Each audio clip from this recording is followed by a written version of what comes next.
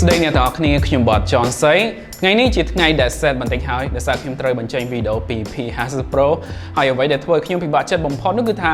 នេះគឺជាទូរស័ព្ទ Android ដ៏ល្អបំផុតមួយដែលខ្ញុំពិតជាពិបាកណែនាំទៅដល់មនុស្សជាច្រើនហើយមនុស្សជាច្រើននោះគឺខ្ញុំកំពុងសម្ដៅទៅកាន់អ្នកដែលរស់ខ្វះសេវាកម្ម Google មិនបាននឹងឯងនេះជាចំណុចទី1ទេតែចំណុចទី2គឺវាក៏មិនថោកនោះដែរ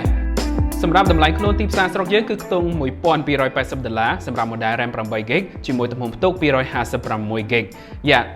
យើងប្រកាសជាអាចទីដឹងថាតម្លៃប៉ុណ្ណឹងគឺមានអ្នកងាកមុខចេញបន្តិចឡើយតាមពិតយើងដឹងហើយយើងយល់ពីបញ្ហានេះហើយតែបញ្ហាវានៅមិនទាន់ចប់ឡើយបើវាចប់ត្រឹមតែគ្មានសេវាកម្ម Google ទៅមានអីតែឥឡូវបើទោះបីជាកញ្ចក់ Gorilla Glass ការពារខ្លួនក៏ Huawei មិនអាចយកមកប្រើបានផងជាក់ស្ដែង P50 Pro លើកនេះគឺ Huawei ប្រើកញ្ចក់ការពារផ្សេងដោយខ្លួនឯងវិញ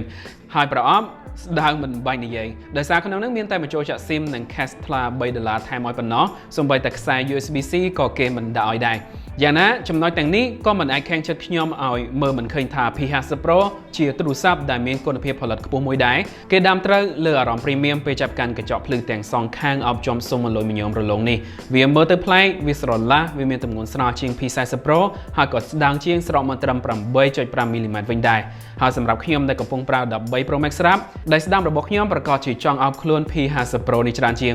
វាមូលស្ថិតក្នុងប្រអប់ដៃស្និតមែនទែន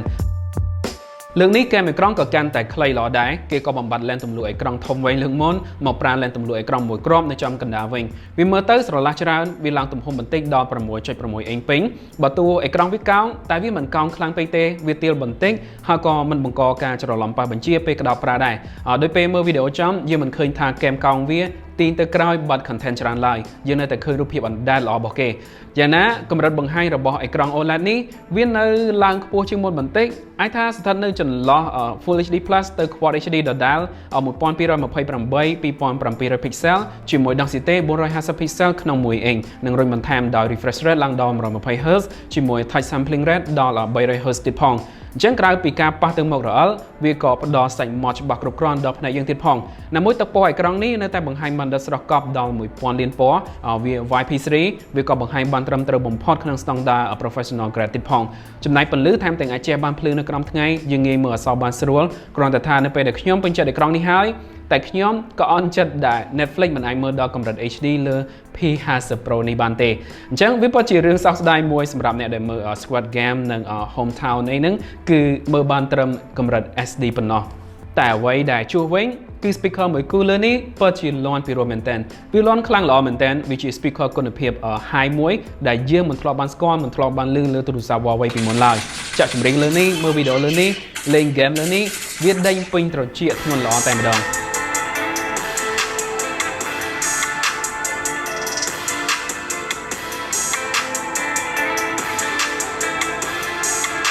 ឥឡូវបងមករចនាប័ណ្ណម្ដងទៀតវិញព្រោះខ្ញុំមិនទាន់និយាយអស់ទេ P50 Pro មាន4ពណ៌គ្រាន់តែថាឥឡូវគេជីកពណ៌ Gold នេះហើយវាមើលទៅលេចធ្លោជាងគេវាក៏ស៊ីគ្នាខ្លាំងជាមួយនឹងកាមេរ៉ាបែបវ៉ែនតាប្លែកមួយដែលមានអ្នកខ្លះគេចូលចិត្តអ្នកខ្លះក៏គាត់មិនសូវចូលចិត្តវាផ្ទុយគំនិតគ្នាតែសម្រាប់ខ្ញុំមិនទៅនោះទេចង់ថតមិនក៏បានឲ្យតែថតរូបកប់ខ្ញុំអស់ចិត្តហើយតែកន្លែងដែលខ្ញុំមិនអស់ចិត្តគឺ P50 Pro ឆ្នាំនេះមិនអាចទ្រទ្រង់សេវា 5G បានទេ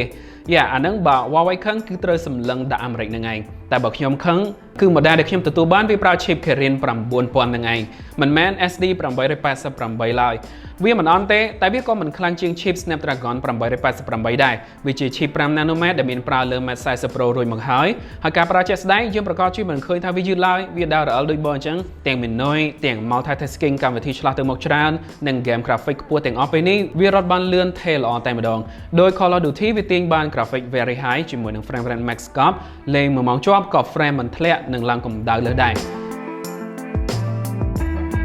ឥឡូវយើងនិយាយពីប្រព័ន្ធដំណើរការ Harmony OS ចំនួនទី2នៅក្នុងនេះវិញអញ្ចឹង Emotion UI គឺគេសម្រាប់ចោលហើយវារត់នៅលើ Android ដដែលគ្រាន់តែវាត្រូវបានកែច្នៃឲ្យមើលទៅដូចប្រព័ន្ធដំណើរការ fresh ថ្មីអញ្ចឹង ទាំងមីណុយមាន widget កាត់ទៅ iOS ទាំង lock screen មានចលនាតាក់ទាញនិងទាំងផ្ទាំងផ្លូវកាត់ដែលងាយស្រួលបញ្ជាជាងមុនផងដែរវា clean ស្រឡះស្អាតតែម្ដងជាក់ស្ដែងយើងនៅតែអាចដំឡើងកម្មវិធី Android file APK ក្រៅបានដដែលទេដូចជាតាមអ្នក 2.1 វានៅតែស្គាល់ដាធម្មតាទាំងកម្មវិធីនិងហ្គេមភាគច្រើនខ្ញុំដំឡើងតាម APK ព្យួរវារត់ធម្មតាអត់តែកម្មវិធីរបស់ Google ប៉ុណ្ណោះដែលត្រូវធាក់ចេញប្រើមិនកើតឡើយវានៅតែរៀងតឹងចិត្តព្រោះសម្បីតែ Chrome ក៏មិនអាចប្រើកើតដែរចំណែកផ្សារ App Gallery របស់ Huawei ក៏នៅតែ limit តិចទៅលើកម្មវិធីដែលចាំបាច់សម្រាប់យើងនៅឡើយសរុបមកបើថាទ្រាំប្រើយើងប្រើបានតែខ្ញុំក៏ជឿថាយើងនៅតែរត់ជួបពេលធម្មចិត្តដែរ YouTube Original មិនប្រើបានស្រួលនិងកម្មវិធីដែលត្រូវ login តាម Gmail មិនអាចឆ្លងប្រើកើតជាដើម Harmony OS ពិតជាមានអនាគតតែអនាគតដែលអត់ Google ដែលជាក្រុមហ៊ុនយក្សធំបែបនេះវាក៏ស្រពេចស្រពិលសម្រាប់អ្នកប្រើជាច្រើនដែលរស់នៅក្រៅពីប្រទេសចិនដែរវាជារឿងល្អដែលមុខងារ IO Blaster សម្រាប់បញ្ជាគ្រឿងអេឡិចត្រូនិកនៅតែដាក់ឲ្យមានប្រើគ្រាន់តែ slot ដែលប្រើ SIM 2នេះវាចែកកន្លែងជាមួយនឹង memory card ដែលពិបាករកទិញបំផុត Nano memory card ហ្នឹងពិតជាមិនសម្បូរដូច micro SD card យើងទូទៅឡើយតែអាក្រោះការពារវាអាចមុជក្នុងទឹកជម្រៅ 1 ម៉ែត្រកន្លះបានរយៈពេលកន្លះម៉ោងរឿងមួយដែលខ្ញុំមិនសរសើរមិនបាននោះគឺថាសេវាទូរស័ព្ទនេះវាថេល្អខ្លាំងមែនតើបើទោះនៅក្នុងបន្ទប់ឬនៅតាមផ្លូវទៅខេត្តវានៅតែរក្សាល្បឿនអ៊ីនធឺណិតបានថេក៏ដូចជាកម្មវារក្សាបានច្រើនជាងទូរស័ព្ទដែលខ្ញុំកាន់ពី3គ្រឿងផ្សេងទៀតដែរចំណែកថាមពលថ្ម 4360 mAh នៅក្នុងនេះក៏ខ្ញុំអាចប្រើបានស្រួលចិត្តអាចហៀដល់ពេលយប់វិញដែរខ្ញុំមិនដែលរត់ជួបពេលអស់ថ្មមុនពេលចូលគេងឡើយមួយរយៈហ្នឹងខ្ញុំប្រើលើហ្គេមផងថតផងនិងការងារផងវាស៊ូបាន6ម៉ោងកន្លះលើអេក្រង់ជាប់និងសល់ថ្មដល់ទៅ 20% បន្ថែមនេះក៏អាចមកពីខ្ញុំមិនមានកម្មវិធី Google ប្រើច្រើនផងក៏ថាបានចំណែកការសាកថ្មវាអាចសាកតាមខ្សែបានកម្លាំង66 វ៉ាត់និងសាក wireless ឥតខ្សែបានដល់ទៅ50 វ៉ាត់តែសោកស្ដាយដែលក្នុងប្រអប់ Huawei មិនបានដាក់ឆ្នាំងសាកមកឲ្យទៀតនោះទេព្រោះខ្លាចគេថាអត់ចូល team របស់ Coke ខ្លាចគេថាបំផ្លាញបរិស្ថានអញ្ចឹងជំរឿយើងមានតែទិញឆ្នាំងសាកក្រៅឬអាចទិញពីតាម mall វិញបានសម្រាប់ផ្នែកសុវត្ថិភាពយើងអាចប្រើមុខងារ scan មុខក៏បានឬប្រើ scan ម្រាមដៃលើអេក្រង់ក៏បានគ្រាន់តែថា scan ម្រាមដៃវាសុវត្ថិភាពខ្ពស់ជាងវាដោះបានលឿនមែនទែននិងសម្គាល់បានត្រឹមត្រូវសំខាន់យើងមិនពិបាកដោះម៉ាស់ចេញនាំតែពិបាកឡើយមកកាមេរ៉ាយើងបាន lens selfie ទំហំ13 megapixel aperture 2.4 វាជា lens ទូលាយ ultra wide ដូចនេះវាថតប្លង់ខាងមុខចូលបានច្រើនមែនទែនយើងអាចកំណត់យក wide ក៏បាន 0.8 ដងក៏បាន1ដងក៏បានចំណែកសាច់ម៉ត់វាក៏ឲ្យបានច្រើនដោយសរសៃសក់យើងឃើញ detail ច្បាស់តែម្ដងទឹកពណ៌ថែមទាំងចាក់ម៉ត់ដិតស្រស់បែបធម្មជាតិទៀតផងចំណែកមុខងារ portrait បើទោះជាវាប្រើ lens តែមួយតែការសម្គាល់គែមយើងអាចឃើញថាវាឆ្កៀលស្នាមសក់បានត្រូវល្អគ្រាន់បើនិងផ្ដល់ផ្ទៃខាងក្រោយផដាច់ផងដែរអូខេសម្រាប់កាមេរ៉ាខាងមុខវាអាចធ្វើបានដល់កម្រិត 4K ល្បឿន30 frame ហើយដោយសារនេះគឺជា lens ទូលាយអញ្ចឹងយើងអាចថតឆ្លាស់បានយើងអាចឆ្លាស់ពីទូលាយខ្លាំងបែបនេះមក 0.8 ដងបែបនេះឬក៏ទៅ1ដងក៏បានគ្រាន់តែ1ដងវាទប់លំនឹងបានល្អជាងក៏ប៉ុន្តែវាក៏ក្របសាច់នៅជុំវិញឃើញណែនបន្តិចដែរនេះវាល្អនៅពេលដែលយើងថតដាវវាទប់លំនឹងបានល្អដោយសារវាកាត់ទំហំវាយច្រើនដើម្បីក្របបានសាច់ប៉ុណ្ណឹងឬក៏យើងអាចថតត្រឹម 0.8 ដងបែបនេះក៏បានក៏ប៉ុន្តែបើសិនជាថតចង់ឲ្យប្លង់ទូលាយឬក៏យើងអាចឈរនៅកន្លែងដែលមានទេសភាពច្រើនយើងអាច switch មកវាយនេះក៏បានរីឯលើកាមេរ៉ាក្រោយក៏អាចថតបានត្រឹម 4K ដែរគ្រាន់តែវាមានជម្រៅដល់60 frame ហើយបូកជាមួយនឹង OIS និង EIS ទៀតលំនឹងវីដេអូថតចេញមកគឺស្មើថេល្អមែនទែនបើកាន់ដៃឬកាន់ដាយើងមិនបារម្ភពីស្នាមញ័រឡើងរំខានឡើយសំឡេងវាក៏ស្រូបបានច្បាស់ហើយសាច់វីដេអូផ្ដល់ detail ម៉ត់គ្រប់គ្រាន់ខ្ញុំក៏ពេញចិត្តទឹកពណ៌វាមិនឡើងដិតលើដូចមុនវារក្សា color ធម្មជាតិដូចស៊ីនយើងឃើញនៅខាងក្រៅអញ្ចឹងមកកាមេរ៉ាខាងក្រោយយើងបាន lens 4 គ្រាប់វាមាន lens ដាំ50 megapixel aperture 1.8 ជាមួយ OIS ទប់លំនឹងវាធ្វើការបន្ថែមពី optic HD និងប្រព័ន្ធ HD Fusion Pro Engine ថ្មី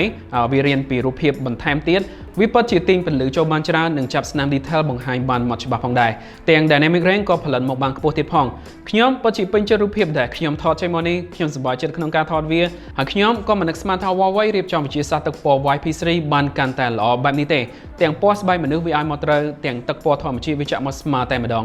តែសូមកំបោរមុខងារ AI ព្រោះវាអាចនឹងរញឲ្យឃើញលើសពីធាតុពិតមកlensទូលាយវាថយពី40 megapixel មក13 megapixel ទំហំ13 mm វិញហើយ OMG វាមិនអន់ទេទំហំ megapixel មិនធ្វើឲ្យវាឃើញខ្សោយឡើយ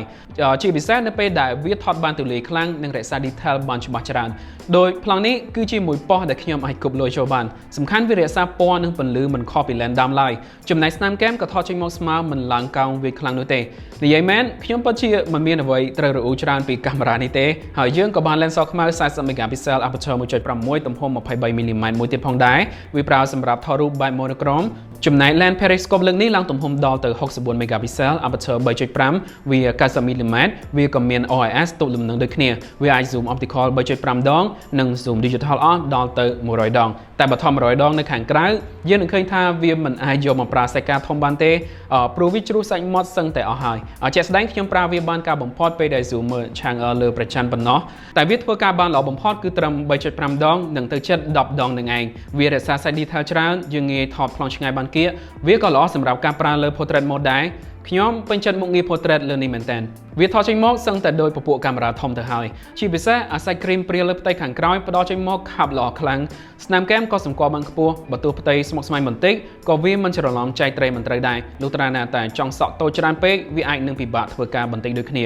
P50 Pro អាចថត macro បានវាក៏អាចថតវត្ថុតូចៗឬរបស់គៀកបានគុណភាពខ្ពស់របស់គេ 100% រូបភាពទាំងនេះយើងប្រកាសជាអាចយកមកបង្ហោះចូលបណ្ដាញសង្គមឃើញស្អាតមកពេលយប់យើងប្រកាសជាត្រូវប្រើ night mode ជាប់ហើយជាពិសេសគឺ lens ទូលាយបើថតអូតូនៅកន្លែងរៀងងងឹតបន្តិចយើងនឹងឃើញស្នាមឲ្យកាត់ឡើងច្រើននិងចេញទឹកគំនូរពីពេញហ្នឹងបើ night mode វាជួយទាញពន្លឺចូលច្រើនទឹកពណ៌ក៏បង្កើតបានស្រស់ជាងសាច់ detail រៀងឆាប់ឃើញលេចច្បាស់និងកាត់បន្ថយស្នាមឲ្យបានខ្ពស់ផងដែរតែបកទៅ lens telephoto ដោយសារ aperture វាតូចជាងគេដោយនេះប្រើនៅពេលយប់គួរតែដាក់នៅលើ tripod បានវាថតបានច្បាស់បើកាន់ដៃថតវាផលិតសាច់ចេញមករាងស្រាលជាងគេសឹងតែពេលខ្លះយើងមិនអាចយកទៅប្រើការបានឡើយចំណែក lens ដើមគឺប្រកាសជាអស្ចារ្យហើយ night mode ថតចេញពី sensor ធំនេះគឺមិនធ្វើឲ្យយើងខកចិត្តនោះទេវាបំបត្តិចំណាំង flare បានខ្ពស់វាក៏ទាញពណ៌ស្រស់ខ្លាំងស្នាមអុចសឹងតែមិនឃើញមានឡើយលុះត្រាណាតែនៅកន្លែងងងឹតខ្លាំងទើបយើងអាចសម្គាល់ឃើញសាច់ detail វាជ្រុះរាងស្រាលបន្តិចតែភាគច្រើនវាពិតជាទីរូបភាពឡើងលេចធ្លោជាងកាមេរ៉ាដទៃដែលខ្ញុំធ្លាប់បានថត